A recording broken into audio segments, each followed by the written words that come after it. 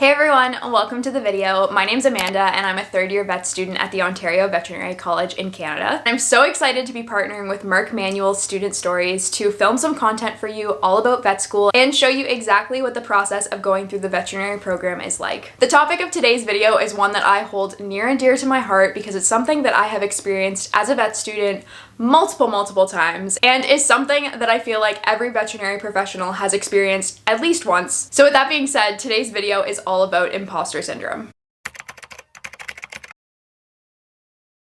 Now, if you have never heard of imposter syndrome, the definition of it is a psychological pattern in which an individual doubts their skills, talents, or accomplishments and has a persistent internalized fear of being exposed as a fraud. So now that you know the definition of imposter syndrome, you might be thinking, what does that have to do with being a vet student? Well, speaking from experience, I experienced imposter syndrome quite a lot in vet school. I'm sure that I had experienced this feeling before getting into vet school, but my very first day of orientation as a vet student, they sat us down and they told us about imposter syndrome, and they told us that we were probably going to experience it quite a bit as we go through the veterinary program. Now, I'll be completely honest, at the time, I definitely thought that it was not something I was going to have to worry about. I figured that I was going to sail through the program, everything was going to be fine, and let me tell you, I was extremely wrong. I remember so many times looking around the classroom and seeing some of my classmates understanding concepts that I was not getting, or comparing my experience to the experience that they had prior to vet school and feeling like an imposter in the program. And because I knew the definition of what imposter syndrome was, it was like a light bulb went off in my head, and all of a sudden I realized that I had been experiencing imposter syndrome basically since I got accepted into the program. What I will say about imposter syndrome though is because I have experienced it several times while I've been in vet school and will probably continue to experience it as I continue on with my career, I've picked up a couple tips or pieces of advice along the way on how to deal with imposter syndrome and how to overcome that feeling of not belonging in my program. So that is where this video comes in, and I am going to share 3 tips that I have picked up and that I use all the time on how to overcome the feeling of imposter syndrome. So without further ado, let's jump into tip number 1, and that is to acknowledge that imposter syndrome exists.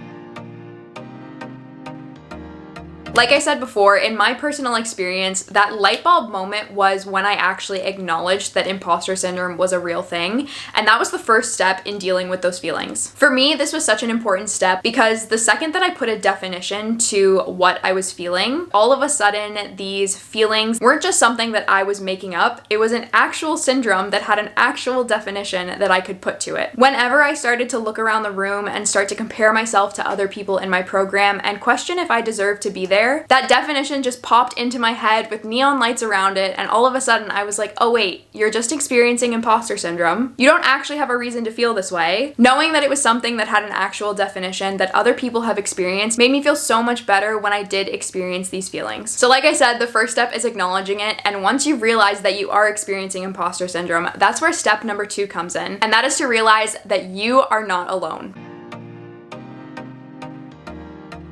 Now, you guys already know that I've experienced imposter syndrome probably more times than I can even count while I've been in the veterinary program, but I guarantee you that every single one of your classmates and every one of your colleagues has experienced imposter syndrome at least once within their veterinary career. And you know what? I guarantee you I'm gonna keep experiencing imposter syndrome when I get out into clinics in my 4th year of vet school, and then probably again when I graduate and I'm working as a new grad vet. Unfortunately, imposter syndrome is something that is very prevalent in our profession, and is something that just doesn't go away overnight. But what's really reassuring about that is that when you are feeling like an imposter or when you're experiencing imposter syndrome, you are not the only one experiencing that. There's something really comforting about knowing that you are not the only person in your class doubting their accomplishments or wondering if they should have even gotten into vet school. The sooner you realize that everyone experiences imposter syndrome, it makes the whole feeling a lot less scary. There's been so many times that I've had conversations with classmates where I've expressed that I was feeling either uncomfortable with the material or I felt like I was so behind everyone else, and their immediate response was that they felt that way too. I promise you, vet school is a wild ride for every single student. There's gonna be highs and there's gonna be lows for everybody. And the more that we talk about imposter syndrome and the more that we share our stories experiencing imposter syndrome, the less overwhelming those feelings become. In my first year of vet school, I remember almost being crippled by the feeling of imposter syndrome, not wanting to do certain activities because I felt like I didn't deserve my spot in the program. And now that I know that I'm not the only person in the world experiencing these feelings, it makes the whole situation so much easier to deal with. So if you are experiencing imposter syndrome right now, or if you've ever experienced imposter syndrome in the past, that is okay. Like I said, imposter syndrome is a real thing. You are allowed to have those doubts and have those fears, but I promise you, you are smart and capable, and those feelings are not true in the slightest. There are so many students that have come before you that have felt imposter syndrome and have felt like they don't belong in vet school, and every single one of those students have gone on to make incredible vets. So that leads me into tip number 3, and this is the best way that I have dealt with my imposter syndrome and been able to snap out of that feeling as quickly as I possibly can. So tip number 3 is to find something that you are proud of and look back at how far you have come.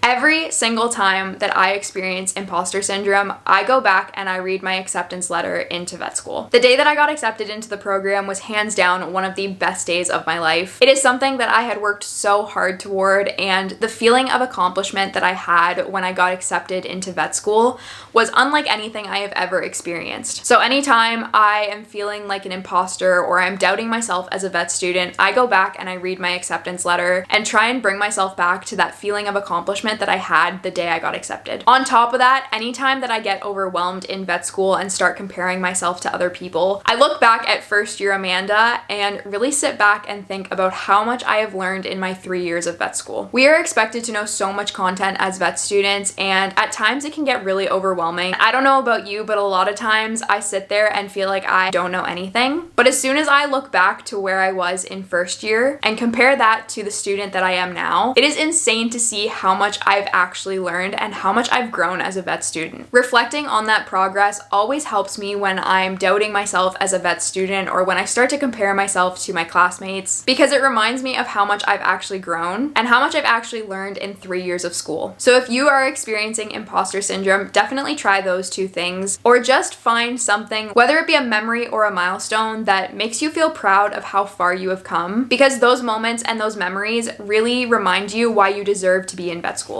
So there you have it. That is my experience with imposter syndrome in vet school and the tips that I've picked up along the way to try and deal with it. Like I said, I know this is a feeling that is probably never going to go away and something that I'm going to experience even years down the road in my career. But what makes that fact so much easier to deal with is that I know I'm not the only student or vet experiencing it. If you have dealt with imposter syndrome or are currently feeling that way, I am always happy to talk. If there are other tips that I didn't mention that help you deal with imposter syndrome, definitely leave them in the comments down below. The more we talk about imposter syndrome, the more normalized it becomes and the less scary it is when you actually experience it. So if you do have any tips, definitely leave them down below. Maybe I'll try them out and maybe it'll help me with my imposter syndrome. Once again, I wanted to say thank you to Merck Manuals Student Stories for allowing me to come on here and create vet school content for you guys. If you want to see other tips or stories from other vet students who are going through the program, make sure you check out some of the other student stories at merckvetmanuals.com. I will leave the link down below in the description. And super exciting, but Merck Manuals actually has an app that you can download on iOS or Android. I use it all the time as a vet student, as there's a lot of great resources as well as clinical calculators that you can use on there. Basically everything that you could ask for as a vet student is all available on your phone on this app, so I would definitely recommend downloading that if you haven't already. With that being said, I hope this video helped you identify what imposter syndrome is and hopefully gave you some tips on how to deal with it if you are experiencing it, whether you're in vet school or not. I'm super excited to be filming even more content here on these student stories, but if you ever have any topics that you would like me to discuss, please leave them in the comments down below and I would be happy to talk about them. Thank you guys so much for watching and I hope you have a wonderful day.